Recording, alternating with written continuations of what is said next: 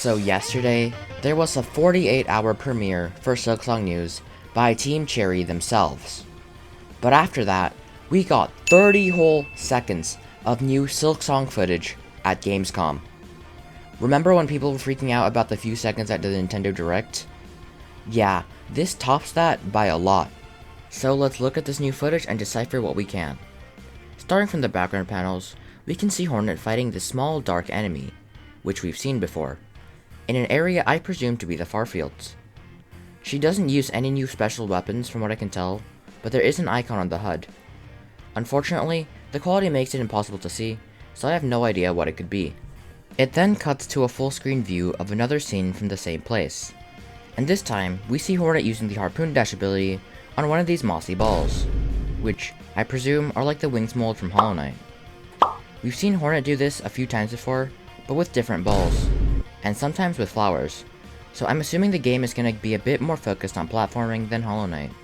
One thing I also want to point out is that the thorn/spike designs are awesome. We've already seen a few different obstacle designs, each matching the theme of the area, and this new one is really nice. A huge step up from the generic thorns we see in Hollow Knight. Hornet then bounces off the green ball in a really smooth animation, and the ball becomes magically glowing and not moldy, most likely a sign that they've already been used, again, just like the wings mold. After that, Hornet uses wings. I don't recall if I've ever seen Hornet use these before, but if she hasn't, guess what? We found a new ability.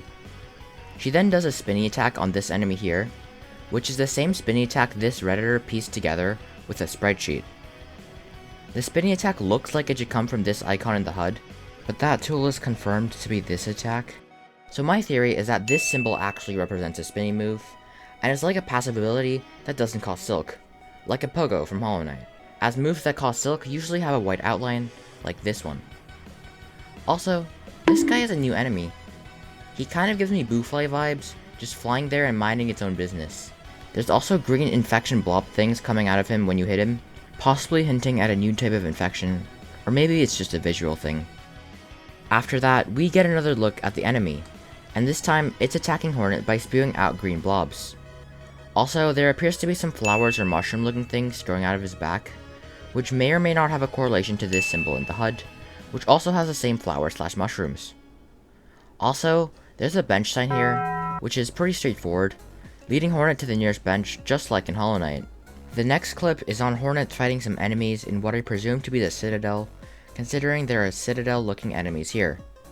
She uses the harpoon dash, which at this point I think is just a built-in ability like the spells in Hollow Knight, as we've seen Hornet use this with many different HUD icons with no apparent similarities between them.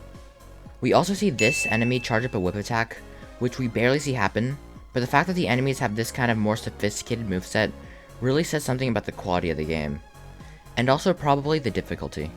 Hornet also uses the super dash move, and it probably has something to do with this anchor looking thing in the HUD. Hornet could theoretically have enough silk in this clip to perform it twice, which could be a reasonable explanation for why it's lit up even after she does a move. And it's probably not a passive either, because it looks way too OP for a passive. The move goes through all the enemies and damages them, much like how the Sharp Shadow Charm works. What's really interesting though, is what Hornet does next. She parries. This indicates that parrying will probably be an actual mainstream skill you might have to learn, and hopefully it will be more intuitive than Hollow Knight, because I genuinely do not understand consistent parrying in that game. And hopefully parrying will also be a skill you can use more often, with the addition of more complex and sophisticated enemies. And then we have the new boss fight. We've never seen this boss fight anywhere else, and this is peak. Basically, it's a Mantis Lords 2.0 from what I can tell. It features two of these guys, with spiky claws and a crown, and they're located in the Clockwork area. Their telegraphing is really clean and clear, and it doesn't seem like a super hard boss fight either. Also, the background just looks absolutely stunning. Look at the pendulum swinging just like a grandfather clock, and the super detailed gears. Man, I am so excited to play this game. There's also two icons in the HUD, but Hornet never actually uses them, so we don't learn any new valuable information. It then cuts to a short segment of Hornet using the fire serum, or at least that's what I'm calling it, and much like a lifeblood serum, it affects the players and not necessarily the enemies. Her attacks become laced with fire, and the visual and audio effects are really good. a huge step up from Hollow Knight. As for what the fire effect does, it probably increases Hornet's damage. No shit, Sherlock. And we finally know what this icon over here does. The fire serum is a tool, and you can use it 3 times before having to recharge at the bench. Pretty cool. Might be OP depending on the buff the fire gives. Also, Team Cherry kind of cooked with the details and reactive environment. For example, when Horde does the fire serum, the enemies turn around to look at the fire. Like, that's some really neat attention to detail. Another example is the detailed gear particles that show up when attacking the Clockwork boss. I mean, look at that quality. The final clip shows the boss again, this time doing a cool cross move, then a really cool meetup move. It's all really clean, and I can't wait to actually fight this boss, for real this time.